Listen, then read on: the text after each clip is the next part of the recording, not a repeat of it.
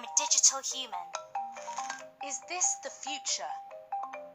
A world where hyper-realistic avatars do everything that humans can do. Avatars can be the digital copy of a human, and they're difficult to spot. From Hollywood to the newsroom, 伦敦的媒体及记者朋友，你们好。 avatars are going mainstream, and our digital doubles could soon be working for us, or maybe even replacing us. I'm in LA, where some of this futuristic technology is being built by women. But with big investment from the gaming, social media, and porn industries, is it being built for women? To find out, I'm going to need my own avatar. Hello. Hi. This is Luke from DNA Block, an avatar creation startup. They've made digital copies of hundreds of celebrities, and now it's my turn. So basically, all these cameras, they're going to take a picture of you at exactly the same time, and then we're going to use a process called photogrammetry to reconstruct you. So this is going to be 360 high definition, Amelia. These cameras are going to capture every angle of my body and face, down to the smallest pore. The photos will then be processed to make an exact replica of me. This new technology means Amelia 2.0 can be puppeted in real time across different platforms and by anyone without my input. She could even be powered by AI. While Luke starts building my avatar, I'm going to meet Christine Marzano, the co-founder of DNA Block, to see what I can do with my avatar and if she can earn me any money. Christine is a former model. I think I've still got it, so I think I can probably win. She's given up modeling so that she can build her tech company, but her avatar, Christine 2.0, is still being hired to work the catwalk, modeling digital clothes for fashion brands. As you see, Avatar Christine does get it perfect every time, so you probably do want to hire her. But what's interesting about this particular version of her is that it's my body motion capture. So that is my walk, that is my stop, and it is my turnaround. So she really is sort of embodying me on the runway there. Christine says the biggest growth market for these hyper-realistic avatars are fashion, advertising, and personal assistance. But it's still early days for the technology. There's a ton of other uses for avatars that will be, seen now and then way into the future. So anything that you can really think of that a human can do digitally, you can replace with an avatar. But while there may be huge business opportunities in the avatar space, many of the industries investing heavily in avatar technology are the ones already known for the commodification of women's bodies: fashion, gaming, porn. Could turning women into digital objects that can be controlled by anyone and easily edited make that even worse? Kama Sutra is an erotic entertainment company. Lisa! Hi! Run by Lisa Hauck. Their first game to hit the market is Casey's Condo, and I'm going to give it a try. Wow! What does it say? Go upstairs and meet Casey by the strip pole. Oh my gosh. You can pick up some of the money next to you there and throw it at her. I need to do a proper throw. There we go.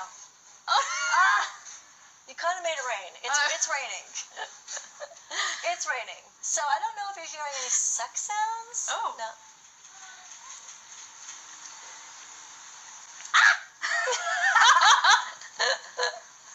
What, Casey? The game is still in its infancy, but Lisa plans to add lots of different scenarios, from dungeons to group scenes.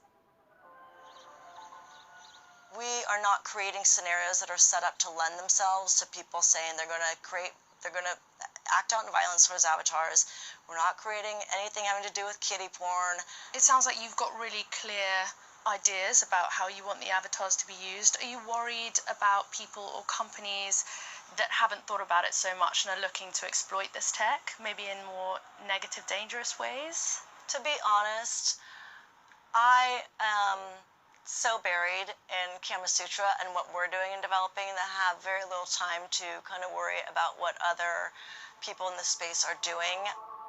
I definitely wouldn't feel comfortable seeing my avatar in one of Lisa's games. It doesn't seem like there are many rules or regulations yet around what these avatars can get up to online. I want to speak to Casey Calvert, the porn star who provided the avatar for Lisa's erotic game, to see what she thinks. I wouldn't be happy with my avatar doing things that are illegal. Yeah. But I also understand that an aspect of pornography is that it's fantasy based. And so I am completely comfortable with my avatar performing sex acts that maybe I wouldn't want to perform with my actual body. Those that aren't so keen on porn or gaming may feel protected from the advancement of avatar technology, but through social media, it's going mainstream. Lil Michaela is an Instagram influencer. She's also an avatar and has 1.6 million followers.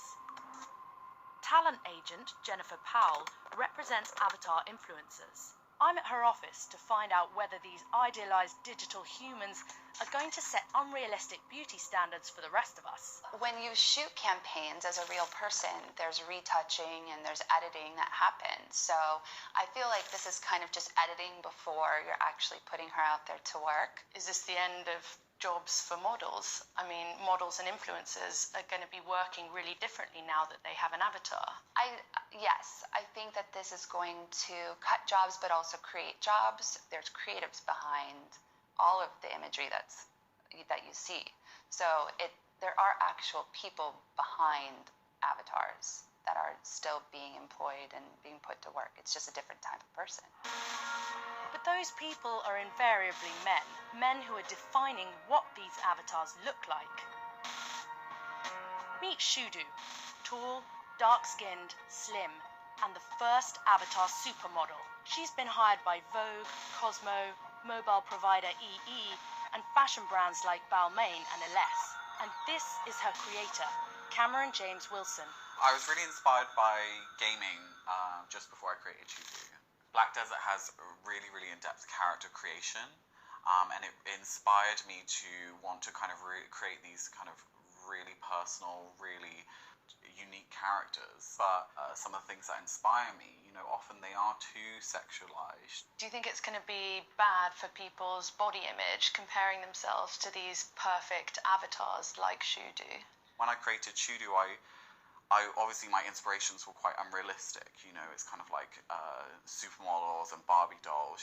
It's kind of a bit of a dated concept of kind of beauty ideals now. When Shudu was first created, Cameron received a lot of backlash for defining beauty for black women and then cashing in on that image. He's now employed a number of black models, like Misty Bailey, who've become the inspiration for Shudu's walk, style and poses.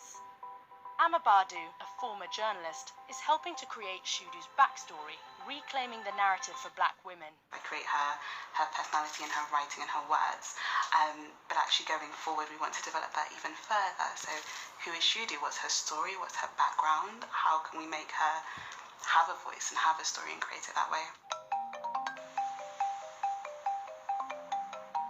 I'm coming to the end of my journey into a future reality, where the real Amelia can be relaxing on a beach, while Amelia 2.0 works on TV. But I still have one concern. Avatar technology has a lot of exciting potential, but as different industries seek to capitalize on this technology, protecting our image will become increasingly important. I'm going back to DNA Block to see what Christine's going to do with the avatar she created for me. We think you should own it. It looks like you, it acts like you, it talks like you, it will be a digital representation of you. And that we are just there to license it out to anybody who wishes to use it or who you approve to use it. It seems like my avatar is safe for now, but how the future plays out still rests in human hands.